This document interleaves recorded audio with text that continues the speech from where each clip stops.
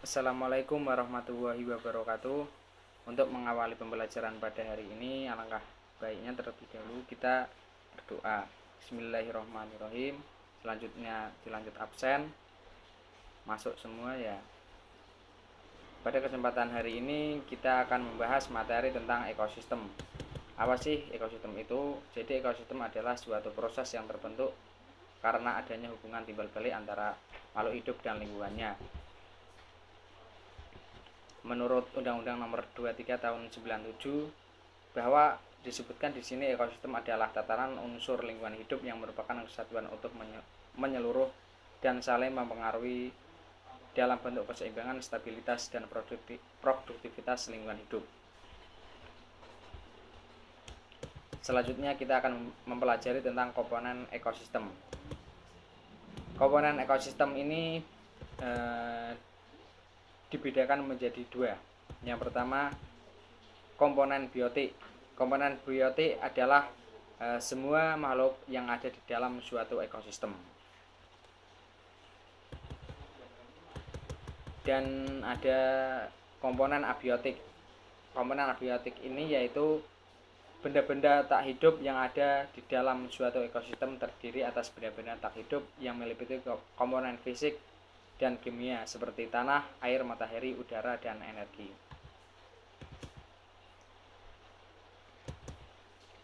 Selanjutnya kita membahas tentang jenis ekosistem.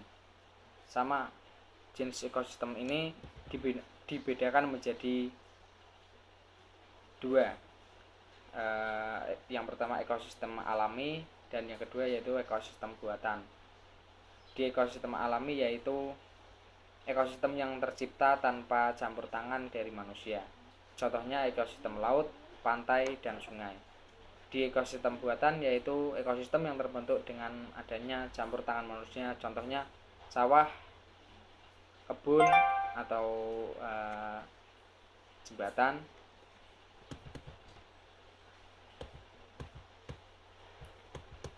Selanjutnya kita membahas tentang memakan atau dimakan. Pengelolaan hewan berdasarkan makanannya ini juga dibagi menjadi tiga. Yang pertama herbivora, karnivora, dan omnivora. Herbivora merupakan hewan pemakan tumbuhan. Herbivora dikelompokkan menjadi tiga: hewan pemakan rumput atau dedaunan, hewan pemakan biji-bijian, hewan pemakan buah-buahan. Hewan pemakan rumput atau dedaunan misalnya kelinci, kambing, domba, sapi, kerbau, kijang, jerapah, dan gajah.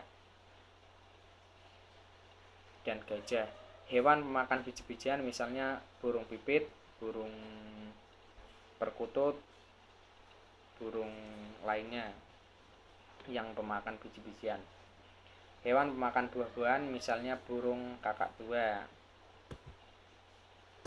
Ciri-ciri hewan herbivora adalah mempunyai gigi seri yang berguna untuk memotong makanan, mempunyai gigi geraham untuk mengunyah dan melumat makanan.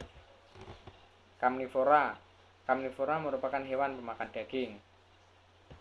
Ciri-ciri khusus hewan karnivora adalah mempunyai gigi taring yang besar dan kuat yang berguna untuk merobek mangsanya, mempunyai gigi geraham yang berguna untuk mengunyah daging dan tulang mangsanya, mempunyai cakar yang berguna untuk mencengkram mangsanya. Selanjutnya omnivora. Omnivora merupakan hewan pemakan tumbuhan dan hewan lain. Hewan omnivora antara lain yaitu ayam, bebek, musang, monyet, dan beruang. Ciri-ciri khususnya mempunyai bentuk gigi yang disesuaikan dengan jenis makanannya dan memiliki gigi taring dan gigi seri yang tajam dan memiliki gigi geraham untuk mengunyah makanannya.